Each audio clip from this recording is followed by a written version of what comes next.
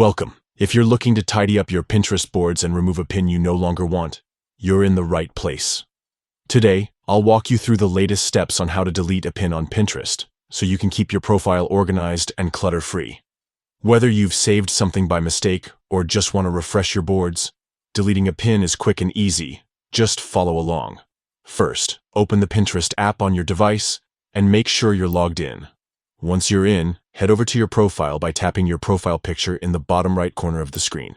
This will take you to your personal Pinterest page where you can see all your boards and pins. Next, tap on the section labeled Pins. Here, you'll find a grid of all the pins you've saved. Scroll through your collection and find the pin you want to delete. Once you've located it, press and hold, long press, on that specific pin.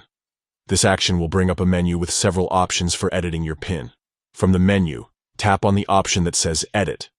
You'll be taken to a new screen where you can make changes to your pin's details.